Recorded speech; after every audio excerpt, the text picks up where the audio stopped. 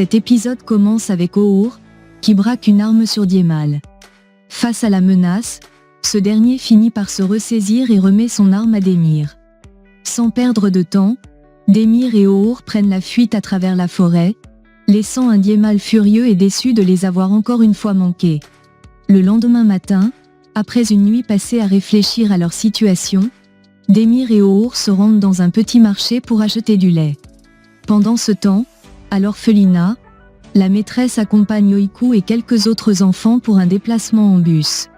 À l'extérieur, un homme de main de Gillette les surveille discrètement. Il appelle son patron pour lui signaler l'emplacement de la petite et lui conseille d'être prudent au moment de la capturer. Peu après, Gillette contacte Diemal pour lui demander de venir le voir immédiatement. De leur côté, Démir et O'Hoor retournent à leur hôtel. En arrivant à la réception, le gérant leur demande leur pièce d'identité pour une vérification de routine.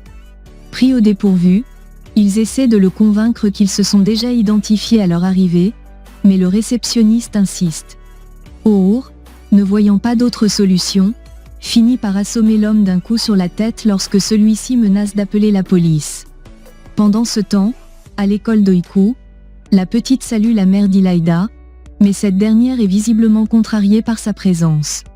Pensant qu'Oiku ne reviendrait plus à l'école, elle s'empresse de raconter à d'autres parents que le père de la fillette est un criminel. La mère de Mert, amie de celle d'Ilaïda, intervient pour calmer les choses et lui demande de ne pas juger sans preuve. Mert, de son côté, prend son sac et se dirige directement vers sa salle de classe.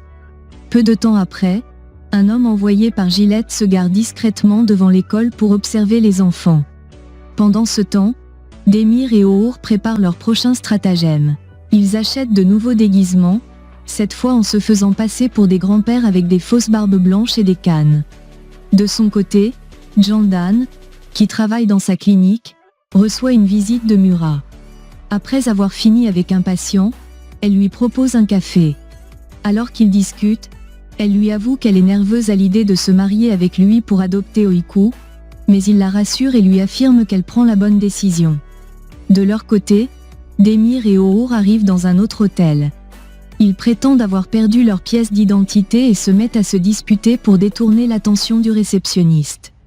Amusés par leur échange, le gérant leur donne finalement les clés d'une chambre sans poser d'autres questions. Une fois à l'intérieur, O'Hoor, épuisé par la course-poursuite de la veille, se jette sur le lit et s'endort immédiatement.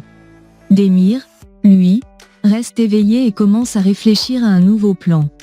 Ils savent qu'ils doivent agir vite pour mettre un terme à cette situation avant que les choses ne dégénèrent davantage. À l'école, Mert demande à Oiku comment elle s'en sort à l'orphelinat. La petite lui répond que tout va bien, mais son visage trahit une certaine tristesse. C'est alors qu'Ilaïda intervient pour la narguer, se moquant du fait que son père est recherché et passe à la télévision. Oiku, agacé, lui demande de se mêler de ses affaires, ce qui conduit rapidement à une altercation entre les deux filles.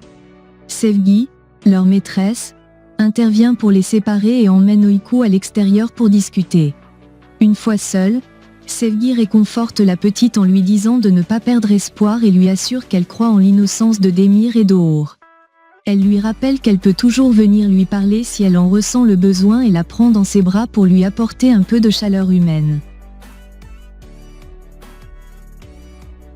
Pendant ce temps, O'Hoor parle dans son sommeil, ce qui réveille Démir.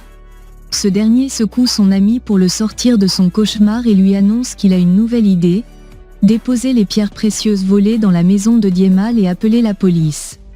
O'Hoor, sceptique, trouve ce plan risqué et demande à son ami de reconsidérer. Mais Démir, déterminé, lui demande de veiller sur Oiku si jamais les choses ne se passent pas comme prévu. Le soir, Jandan assiste à un dîner chez Mura avec sa famille. Bien que souriante en apparence, elle est mal à l'aise face à l'enthousiasme de la mère de Mura, qui se montre ravie à l'idée de ce mariage. Ne pouvant plus supporter la pression, Jandan s'excuse prétextant une urgence et quitte la table. Mura la suit à l'extérieur et lui demande pourquoi elle semble contrariée.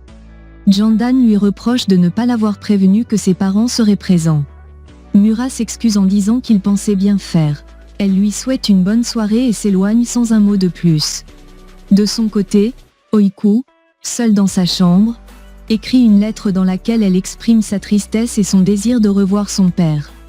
Elle se souvient avec émotion du jour du procès où Diema l'avait menacée de porter plainte contre Demir si elle choisissait de rester avec lui. Alors qu'elle finit d'écrire, la maîtresse entre dans la chambre pour demander aux enfants de se préparer à dormir. Le lendemain matin, Demir et Our, déguisés en vieillards, se rendent à la maison de Diemal pour mettre leur plan à exécution. Pendant qu'Our fait diversion à l'extérieur, Demir parvient à entrer discrètement et dépose les pierres précieuses dans une pièce visible. Il s'éclipse avant que Diemal, qui était sorti faire une course, ne rentre. Une fois dehors, Demir et Our appellent la police anonymement pour les informer de la présence des bijoux volés chez Diemal. Ils espèrent que cette ruse suffira à prouver leur innocence et à détourner l'attention de Gillette.